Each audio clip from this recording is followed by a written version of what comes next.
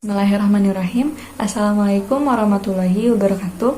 Perkenalkan, kami dari kelompok 1 yang beranggotakan Ananda Putri Martin, Fatimah Maharani Azahra, Ifa Daniatul Musyarafah, Ishfa Siti Nabila, Mutiara Dwi Evanti, Restayu Triana, dan Winda Anissa Rahmawati. Kami di sini akan mempresentasikan tentang Pancasila sebagai ideologi negara, yaitu salah satu materi dari mata kuliah Pancasila. Selamat menyimak. Pengertian dan fungsi ideologi. Pengertian secara etimologis, ideologi berasal dari kata idea yang berarti gagasan, konsep, pengertian dasar, cita-cita, dan logos yang berarti ilmu. Ideologi difungsikan sebagai kumpulan konsep bersistem yang dijadikan asas pendapat yang memberikan arah dan tujuan untuk kelangsungan hidup. Suatu sistem keyakinan yang dimiliki oleh suatu masyarakat atau bangsa yang bersifat menyeluruh, mendalam mengenai segala sendi kehidupan kenegaraan, kemasyarakatan, dan kebangsaan. Fungsi ideologi ada 5. Yang pertama, fungsi etis, sebagai panduan dan sikap serta perilaku kelompok masyarakat dalam kehidupan kenegaraan dan kebangsaan. Yang kedua, ada fungsi integrasi, nilai yang jadi peningkat suatu bangsa atau masyarakat. Yang ketiga, ada fungsi kritis, sebagai ukuran nilai yang dapat digunakan untuk melakukan kritik terhadap nilai atau keadaan tertentu. Yang keempat, ada fungsi praksis, sebagai acuan dalam menyelesaikan masalah-masalah konkret. Dan yang terakhir, ada fungsi justifikasi, sebagai nilai pembenar atau suatu tindakan atas kebijakan tertentu yang dikeluarkan oleh kelompok tertentu. Macam-macam ideologi, ada 4. Yang pertama, komunisme, yaitu suatu paham yang meletakkan ideologi dalam perspektif evolusi sejarah yang didasarkan pada 2 prinsip. Yang kedua, ada liberalisme, suatu paham yang meletakkan ideologi dalam perspektif kebangsaan individual, artinya mengutamakan hak-hak individu. Yang ketiga, ada sosialisme, suatu paham yang meletakkan ideologi sebagai perspektif kepentingan masyarakat atau yang dikenal dengan konsep welfare state. Dan yang terakhir, ada kapitalisme, suatu paham yang memberikan kebebasan secara individu untuk menguasai sistem perekonomian dengan kemampuan modal yang ia miliki.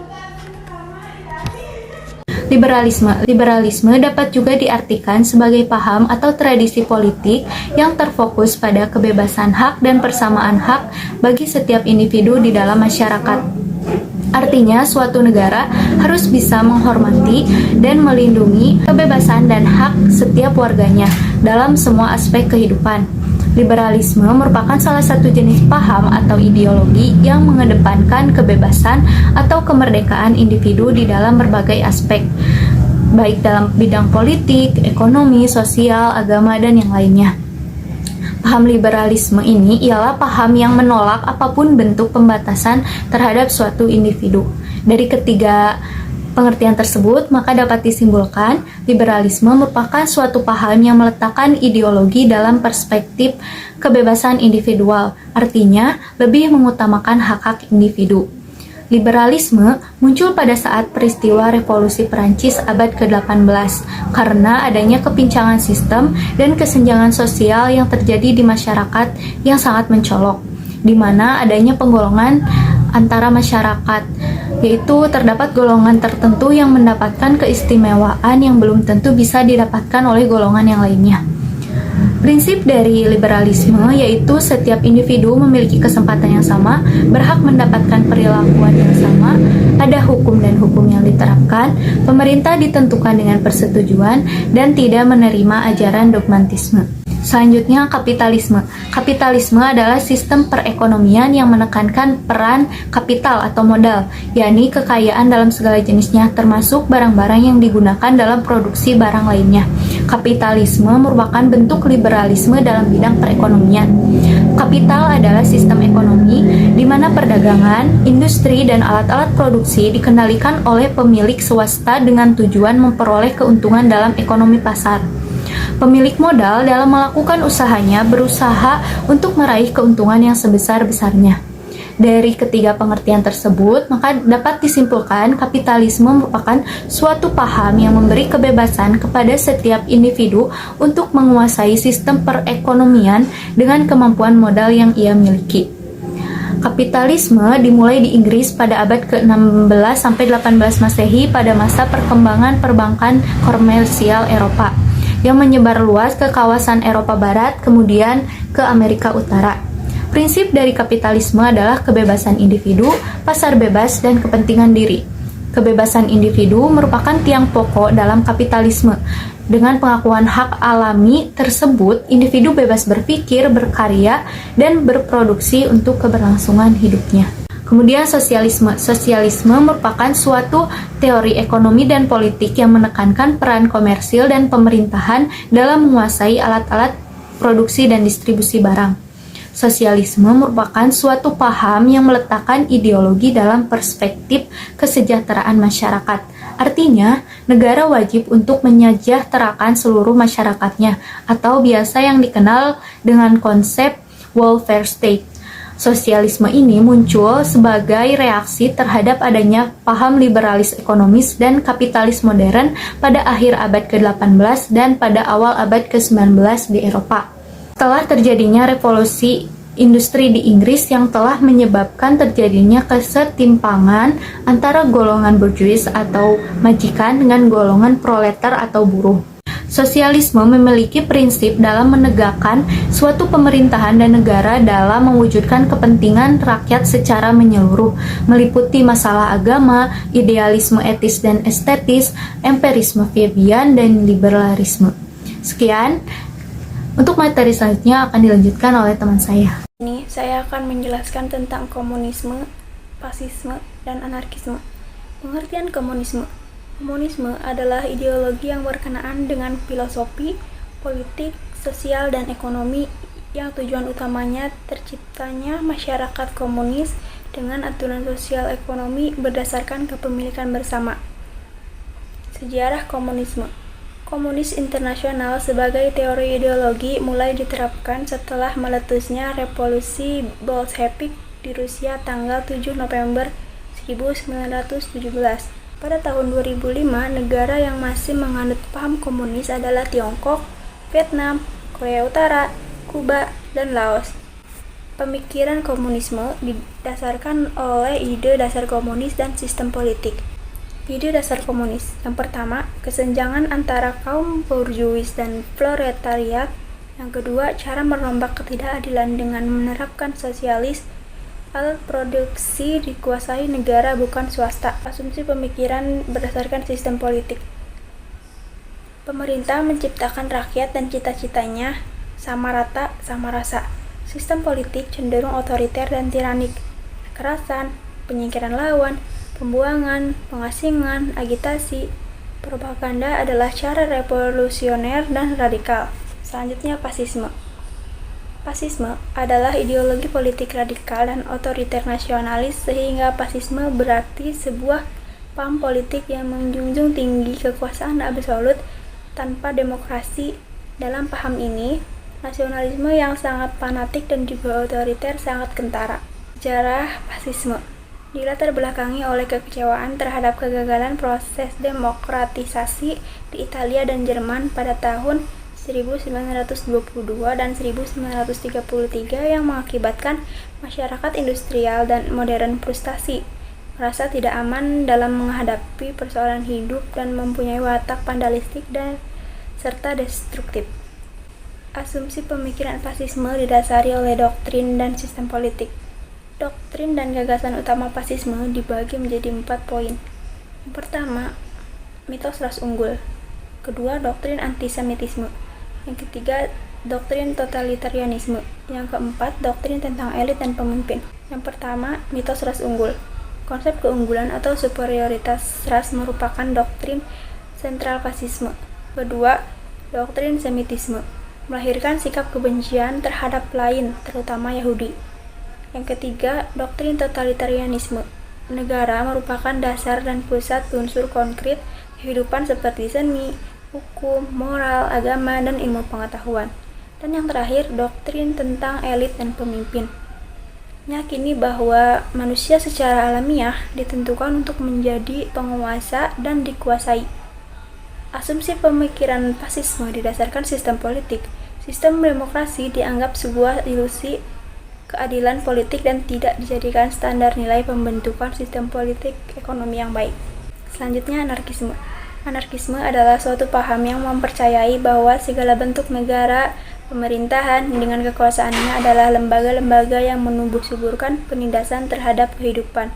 Oleh karena itu, negara, pemerintahan, beserta perangkatnya harus dihilangkan atau dihancurkan. Asumsi pemikiran anarkisme didasarkan oleh teori politik yang bertujuan untuk menciptakan masyarakat tanpa hierarkis dalam bidang politik, ekonomi, dan sosial. Kedua, berusaha untuk mempertahankan anarki. Ketiga, kebebasan individu dan kebersamaan sebagai sebuah kerjasama yang saling membangun antar satu dengan yang lainnya. Urgensi Pancasila sebagai ideologi negara. Globalisasi merupakan era saling keterhubungan antara masyarakat suatu bangsa dengan masyarakat suatu bangsa yang lain, sehingga masyarakat dunia menjadi lebih terbuka. Adapun karakteristik kebudayaan global. Yang pertama itu berbagai bangsa dan kebudayaan menjadi lebih terbuka terhadap pengaruh timbal balik. Mungkin seperti mutualisme itu saling menguntungkan. Yang kedua, pengakuan akan identitas dan keanekaragaman masyarakat dalam berbagai kelompok dengan pluralisme etnis dan religius. Yang ketiga, masyarakat yang memiliki ideologi dan sistem nilai yang berbeda bekerja sama dan bersaing sehingga tidak ada satupun ideologi yang dominan. Yang keempat, kebudayaan global merupakan sesuatu yang khas secara utuh, tetapi tetap bersifat plural dan heterogen, yaitu menyatu. Dan yang kelima, nilai-nilai hak asasi manusia atau HAM, kebebasan, demokrasi menjadi nilai-nilai yang dihayati bersama, tetapi dengan interpretasi yang berbeda-beda.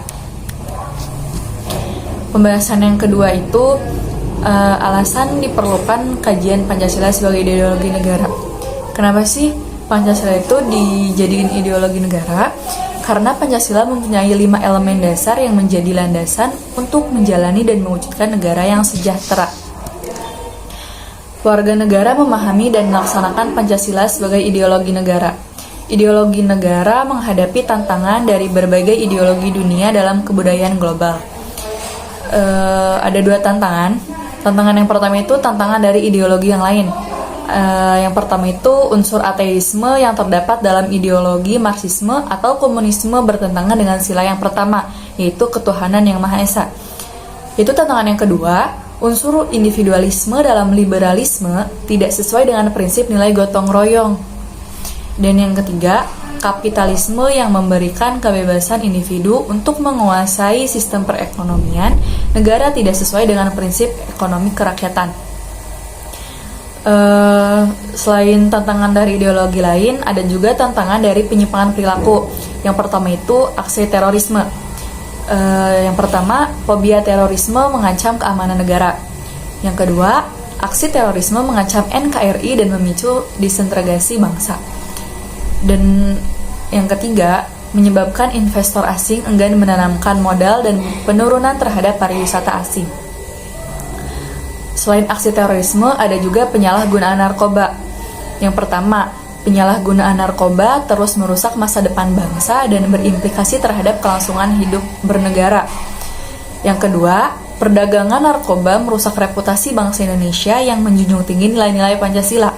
Karena di zaman sekarang masih banyak orang-orang yang menggunakan narkoba itu dengan seenaknya saja, bukan dengan anjuran dari dokter.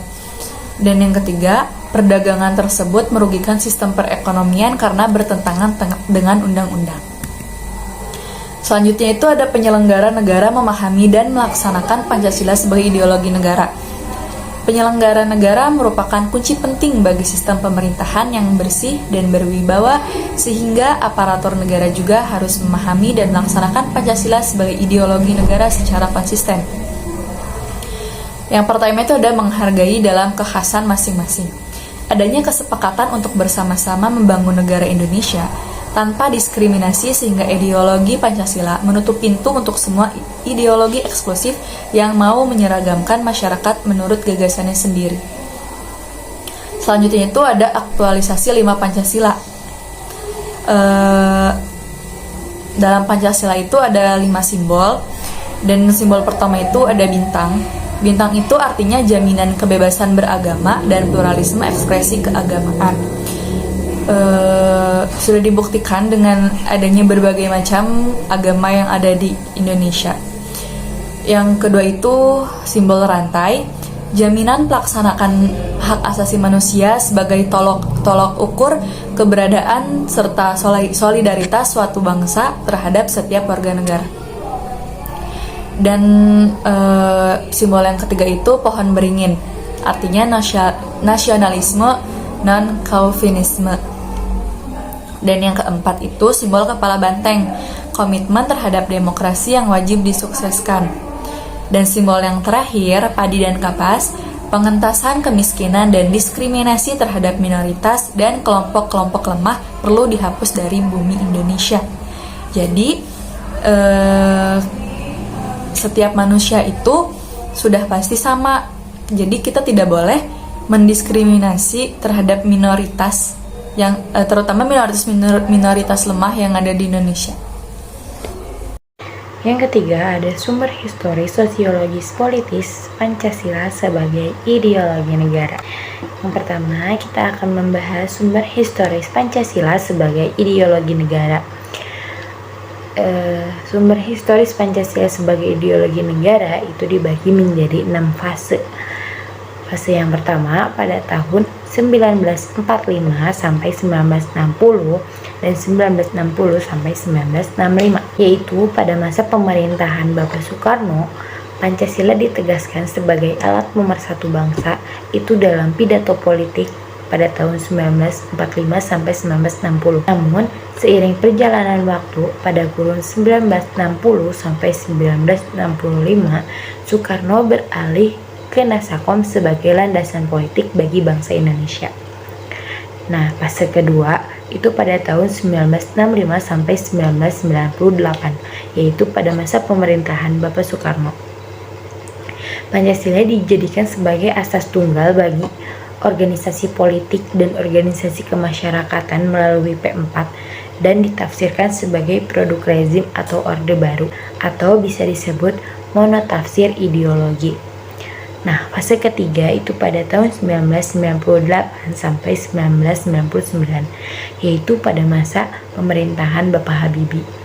Nah, penataran P4 dan Badan Pembinaan Pendidikan Pelaksanaan Pedoman Penghayatan Pengamalan Pancasila atau biasa disebut BP7 dihentikan. Resonansi Pancasila kurang bergema karena pemerintahan Habibie lebih disibukkan masalah politis, baik dalam negeri maupun luar negeri. Fase yang keempat terjadi pada tahun 1999 sampai 2001, yaitu pada masa pemerintahan Bapak Abdurrahman Wahid atau biasa dipanggil Bapak Gus Dur. Muncul wacana penghapusan TAP MPR, yaitu TAP nomor 25 /MPRS /1966 tentang pelarangan PKI dan penyebar luasan ajaran komunisme. Di masa ini, yang lebih dominan adalah kebebasan berpendapat, sehingga perhatian terhadap ideologi bangsa cenderung melemah. Fase yang kelima itu terjadi pada tahun 2003, yaitu pada masa pemerintahan Ibu Megawati. Pancasila sebagai ideologi semakin kehilangan formalitasnya dengan disahkannya Undang-Undang Sisdiknas nomor 20 tahun 2003 yang tidak mencantumkan pendidikan Pancasila sebagai mata pelajaran wajib dari tingkat sekolah dasar sampai perguruan tinggi. Nah, fase yang terakhir yaitu fase ke-6 itu pada tahun 2004 sampai 2014, yaitu pada masa pemerintahan Bapak Susilo Bambang Yudhoyono. Suasana politik banyak ditandai dengan pertarungan politik untuk memperebutkan kekuasaan atau meraih suara sebanyak-banyaknya dalam pemilu. Nah, ditandatanganinya Undang-Undang Republik Indonesia nomor 12 tahun 2012 tentang pendidikan tinggi yang mencantumkan mata kuliah Pancasila sebagai mata kuliah wajib pada pasal 35 ayat 3. Nah, yang kedua ada sumber sosiologis dan politik Pancasila sebagai ideologi negara. Pertama kita akan bahas sumber sosiologisnya terlebih dahulu. Sumber sosiologis Pancasila sebagai ideologi negara. Sila pertama, kehidupan beragama bermasyarakat Indonesia dalam berbagai bentuk kepercayaan dan keyakinan terhadap adanya kekuatan gaib. Sila yang kedua, saling menghargai dan menghormati hak-hak orang lain dan tidak bersikap sewenang-wenang. Sila yang ketiga, bentuk solidaritas, rasa setia kawan, rasa cinta tanah air, berwujud pada mencintai produk dalam negeri. Sila yang keempat, itu bentuk menghargai pendapat orang lain, semangat bermusyawarah dalam pengambilan keputusan. Nah, sila yang kelima, itu menjalankan gaya hidup sederhana, tidak mencolok atau berlebihan. Sekarang kita bahas sumber politisnya. Sila yang pertama itu semangat toleransi antar umat beragama. Sila yang kedua, diwujudkan penghargaan terhadap pelaksanaan hak asasi manusia atau HAM di Indonesia. Sila yang ketiga itu mendahulukan kepentingan bangsa dan negara daripada kepentingan kelompok atau golongan termasuk partai. Sila yang keempat, mendahulukan pengambilan keputusan berdasarkan hasil musyawarah daripada voting. Sila yang kelima, tidak menyalahgunakan kekuasaan atau abuse of power untuk memperkaya diri atau kelompok, karena penyalahgunaan kekuasaan itulah yang menjadi faktor pemicu terjadinya korupsi. Sekian dari saya, materi selanjutnya akan disampaikan oleh rekan saya. 4. Dinamika dan tantangan Pancasila sebagai ideologi negara. Dinamika Pancasila sebagai ideologi negara yaitu 1. Pancasila dicampur adukan dengan Nasekom. Soekarno memahami kedudukan Pancasila sebagai ideologi negara. Yang kedua, dikemas dalam P4 sebagai asas tunggal bagi Orpol dan Ormas. Pancasila diletakkan pada kedudukan yang sangat kuat melalui TAP MPR nomor 2 tahun 1978 tentang permasyarakatan P4. Dan yang ketiga yaitu eksistensi Pancasila lenyap karena kurangnya perhatian pemerintah. Dan yang kelima yaitu esensi dan urgensi Pancasila sebagai ideologi negara. Esensi Pancasila sebagai ideologi negara, 3 dimensi hakikat Pancasila, yaitu dimensi realitas. Nilai-nilai Pancasila bersumber dari nilai-nilai kehidupan bangsa Indonesia, sekaligus juga berarti bahwa nilai-nilai Pancasila harus dijabarkan dalam kehidupan sehari-hari. Yang kedua, dimensi idealitas, yaitu mengandung cita-cita yang ingin dicapai dalam berbangsa, bernegara, kehidupan bermasyarakat. Adanya tujuan yang dicapai sehingga menimbulkan harapan dan optimisme serta mengunggah motivasi untuk mewujudkan cita-cita. Dan yang ketiga yaitu dimensi fleksibilitas. Pancasila sebagai ideologi bersifat terbuka karena bersifat demokratis dan mengandung dinamika internal yang mengandung dengan merangsang negara yang menyakitinya untuk mengembangkan pemikiran baru tanpa khawatir kehilangan hakikat dirinya. Urgensi Pancasila sebagai ideologi negara. Yang pertama yaitu ideologi negara sebagai penuntun warga negara. Diperlukan norma-norma penuntun yang lebih jelas baik dalam bentuk persuasif, imbauan maupun penjabaran nilai-nilai Pancasila ke dalam produk hukum yang memberikan rambu yang jelas dan hukuman yang simpel bagi pelanggarannya. Dan yang kedua yaitu ideologi negara sebagai penolakan terhadap nilai-nilai yang tidak sesuai dengan sila-sila Pancasila, yaitu kasus terorisme yang terjadi dalam bentuk pemeriksaan melalui kekerasan. Hal ini bertentangan nilai toleransi, berkeyakinan, hak-hak asasi manusia, dan semangat persatuan. Baik, di sini saya akan menjelaskan argumen tentang tantangan terhadap Pancasila sebagai ideologi negara. Yang pertama yaitu faktor eksternal. Adapun faktor eksternal tantangan terhadap Pancasila sebagai ideologi negara meliputi hal-hal sebagai berikut. 1. Pertarungan ideologis antar negara superpower antara negara Amerika Serikat dan negara Uni Soviet pada tahun 1945 sampai 1990 yang berakhir dengan bubarnya negara Soviet sehingga Amerika menjadi satu-satunya negara superpower. Yang kedua, menguatnya isu kebudayaan global yang ditandai dengan masuknya berbagai ideologi asing dalam kehidupan berbangsa dan bernegara karena adanya keterbukaan informasi. Yang ketiga, meningkatnya kebutuhan dunia sebagai akibat pertambahan penduduk dan kemajuan teknologi sehingga terjadi eksploitasi terhadap sumber daya alam secara masif. Adapun dampak konkretnya adalah kerusakan lingkungan, misalnya banjir dan kebakaran hutan. Yang kedua yaitu faktor internal. Adapun faktor internal, tantangan terhadap Pancasila sebagai ideologi negara meliputi hal-hal sebagai berikut. 1. Pergantian rejim yang berkuasa melahirkan kebijakan politik yang berorientasi pada kepentingan kelompok atau partai sehingga ideologi Pancasila sering terabaikan. Yang kedua, penyalahgunaan kekuasaan atau korupsi mengakibatkan rendahnya kepercayaan masyarakat terhadap rejim yang berkuasa, sehingga kepercayaan terhadap ideologi menurun drastis.